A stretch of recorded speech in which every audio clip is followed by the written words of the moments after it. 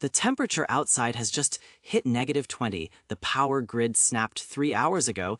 It sounded like a gunshot in the dark. Your smart thermostat is just a blank square. It is a mocking dead square on the wall. The silence in the suburbs is heavy.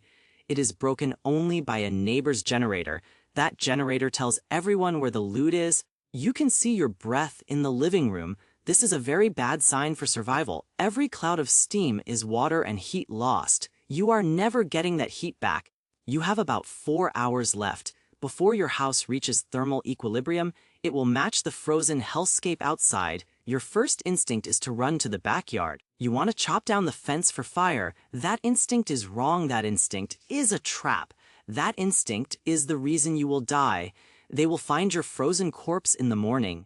You will be clutching a box of wet matches. No worries, we are going to fix this. We will survive the deep freeze without flame. We are going to do it using trash bags. We will use physics and crumpled newspapers, and the horrifying efficiency of your own biology. Most people think survival is about generation, generating heat, generating power, generating noise. They are wrong. Survival is about retention. You are already a biological furnace. You are running at 98.6 degrees. Your problem isn't that you don't have a fire. Your problem is you are donating body heat. You are giving it to the universe. The universe is a greedy infinite void. It will take every calorie you have and give you absolutely nothing in return. Fire is dangerous. Fire requires fuel. Fuel costs precious calories to gather. Fire requires ventilation, which lets in cold air. Fire creates smoke, which signals desperate souls. It tells the county you have something worth stealing.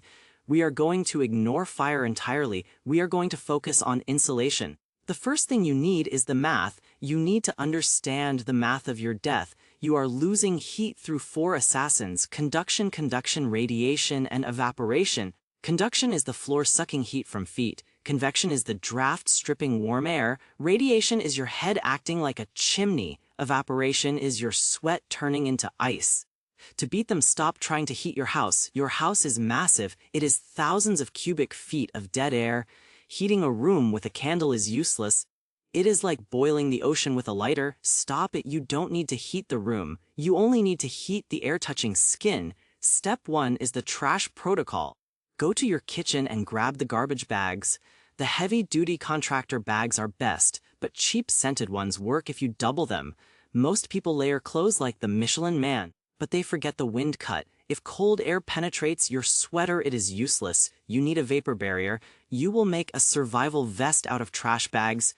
Cut a hole for your head and your arms. Put it on directly over your base layer. Wear it under your sweater. It is going to feel gross. It is going to get clammy. You will feel like a steamed vegetable. A steamed vegetable stays warm longer than a frozen one. This plastic shell traps high humidity warm air. It keeps that heat next to your torso. It stops evaporative heat loss dead in its tracks. It is the difference between shivering and sweating.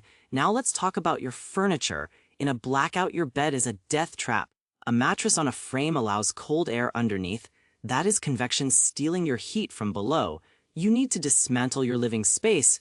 Drag the mattress onto the floor, but not directly on the floor. The floor is lava except it is ice. You need a thermal break. Cardboard is the king of urban survival. It has corrugated channels of air inside it. It is engineered insulation. Layer cardboard, newspapers, and clothes on the floor. Put the mattress on top. Then build a fort. I am not joking. Flip the sofa over used chairs. Drape blankets over the top to create a micro-climate. Reduce the volume of air you have to heat. From the size of a room to a coffin, inside that small space your body heat is powerful. Outside you are just a battery draining into darkness. Here is the part where your biology tries to kill you. It's called colduresis. When you get cold, your body constricts blood vessels. It does this in your limbs to save your core. This increases your blood pressure. Your kidneys sense this pressure and try to lower it. They do this by filtering out water. That means you are going to have to pee a lot. Do not hold it. Your body wastes massive heat, keeping that bladder warm. It is a heated bag of waste water. Get rid of it, but do not go outside. Exposing sensitive bits to -20-degree wind is suicide. Use a bottle, use a bucket. Keep it inside the fort until it's full, then dump it. It sounds gross. Survival is gross. Dignity is for people with central heating. Let's discuss the fuel for your internal furnace. You can't heat the house, so stoke the metabolic fire, but you need the right fuel. Eating a salad right now is useless. A salad provides zero thermal return. You need fat. Fat is slow-burning energy. Go to the pantry, eat the peanut butter. Eat the butter, drink the olive oil if you have to. Digestion creates heat. It's called thermogenesis. Protein and fat create the most heat. If you are shivering, that is your emergency generator. It burns 400 calories an hour. If you don't feed that generator, it stalls, and you die. Do not ration food in a freeze.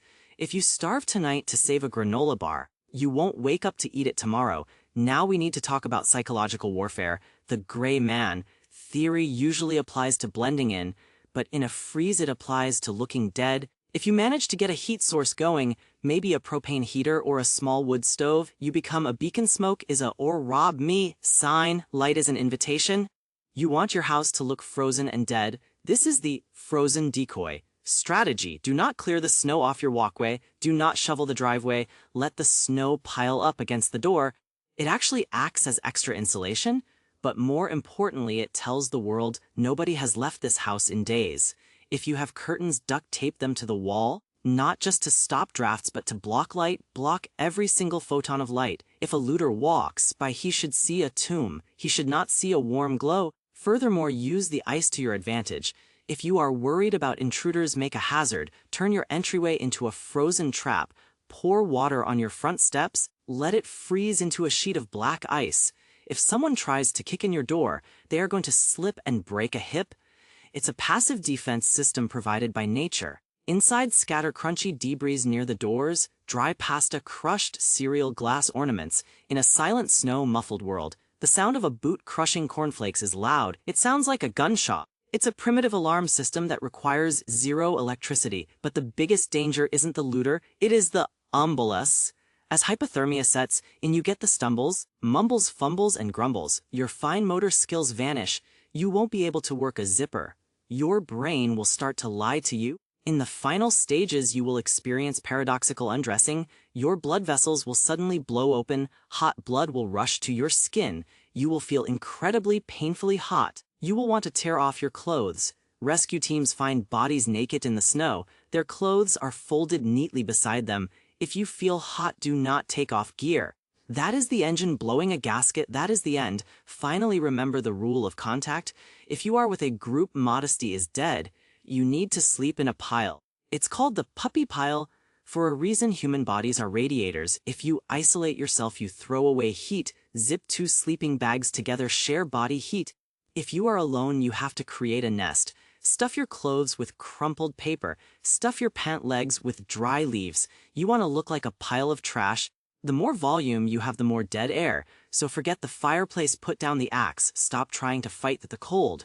The cold is simply the absence of energy.